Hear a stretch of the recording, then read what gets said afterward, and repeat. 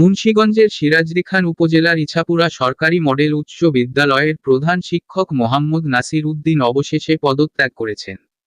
মঙ্গলবার রাতে উপজেলা নির্বাহী কর্মকর্তা সাব্বির আহমেদের বরাবর প্রধান শিক্ষকের পদ থেকে নাসির উদ্দিন এ পদত্যাগপত্র জমা দেন। শিক্ষার্থীদের আন্দোলন এবং উপস্থাপিত দাবিসমূহ প্রাথমিকভাবে আমরা উপজেলার মাধ্যমিক শিক্ষা অফিসার, স্কুলের অন্যান্য শিক্ষকবৃন্দ, গণ্যমান্য ব্যক্তি, প্রাক্তন শিক্ষার্থী সহ সবার সাথে আলোচনা করে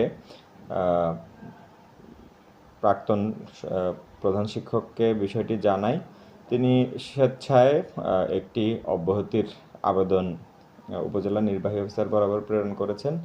এই আবেদনের বিষয়ে পরবর্তী প্রয়োজনীয় ব্যবস্থা গ্রহণ করার জন্য আমরা মাধ্যমিক ও উচ্চ শিক্ষা অধিদপ্তরে প্রেরণ করেছি।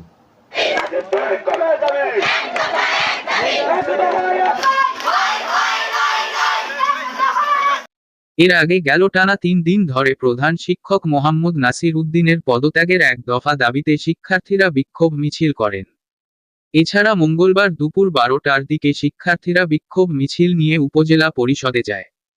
পরে উপজেলা নির্বাহী কর্মকর্তা সাব্বির আহমেদের কাছে স্মারকলিপি জমা দেন।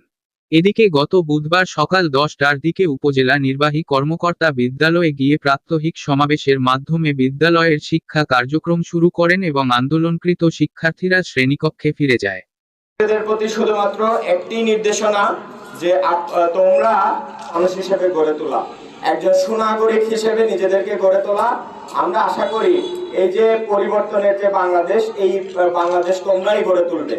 এ সময় উপস্থিত ছিলেন উপজেলা মাধ্যমিক শিক্ষা কর্মকর্তা মোহাম্মদ মিজানুর রহমান ভূঁইয়া, ইছাপুরা সরকারি মডেল উচ্চ বিদ্যালয়ের সহকারী প্রধান শিক্ষক মোহাম্মদ জামাল হোসেন মিয়া।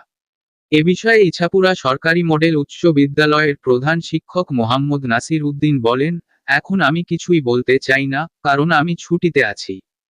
উপজেলা নির্বাহী কর্মকর্তা সাব্বির আহমেদ বলেন, এ বিষয়ে বিদ্যালয়ের শিক্ষার্থী ও অন্যান্য শিক্ষক এবং গণ্যমান্য ব্যক্তিদের সাথে আলোচনা করে বিষয়টি বিদ্যালয়ের প্রধান শিক্ষক নাসির উদ্দিনকে অবহিত করি। পরে তিনি স্বেচ্ছায় তার পদত্যাগপত্রটি আমার কাছে দাখিল করেন এবং সকল আর্থিক দায়-দায়িত্ব সহকারী প্রধান শিক্ষকের নিকট বুঝিয়ে দেওয়ার ব্যবস্থা গ্রহণের জন্য আমরা তার পদত্যাগপত্রটি মাধ্যমিক ও উচ্চ শিক্ষা অধিদপ্তরে প্রেরণ করেছি।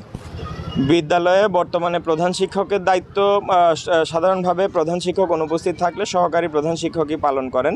তো আপাতত সহকারী প্রধান শিক্ষকের দায়িত্ব পালন করবেন। এই বিষয়ে সরকারি আদেশ মাধ্যমিক ও উচ্চ শিক্ষা অধিদপ্তর থেকে আমরা শীঘ্রই লিখিত আদেশও আশা করছি পেয়ে যাব।